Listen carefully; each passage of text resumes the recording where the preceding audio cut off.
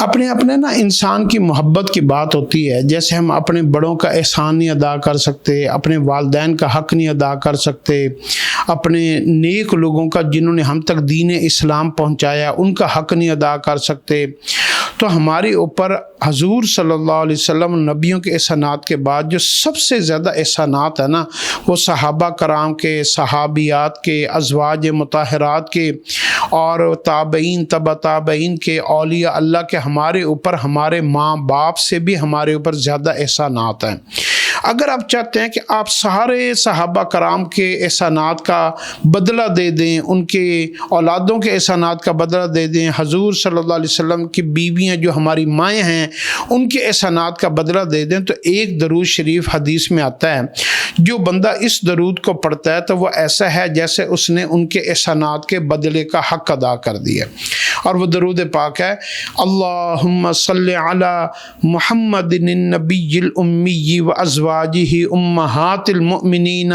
و ذریتہ و اہل بیتہ و اصحابہ و انصارہ و اشیاعہ و محبیہ و امتہ و علینا معہم اجمعین برحمتک یا ارحم الراحمین۔ اس میں حضور پاک صلی اللہ علیہ وسلم کا نام بھی آتا ہے، صحابہ کرام صحابیات کا نام بھی آتا ہے، ازواج مطہرات کا نام بھی آتا ہے، ساری امت مسلمہ کے نیک لوگوں کا جس نے دین اسلام کی خدمت کی ہے اور ان کی برکت سے دین ہم تک پہنچا ہے، ان سب کا اس میں نام آتا ہے، اور ہم ان سب کے احسانات کا بدلے میں ان کو دعا دیتے ہیں، اور وہ دعا لوٹ کر ہمیں آتی ہے۔ تو یہ وہ درود پاک ہے، اس کو آپ یاد کر لیں، اس کا آپ کو بڑا فائدہ ہوگا، یہ آپ کی نسلوں میں بھی آگے پھر دین جاری رہے گا۔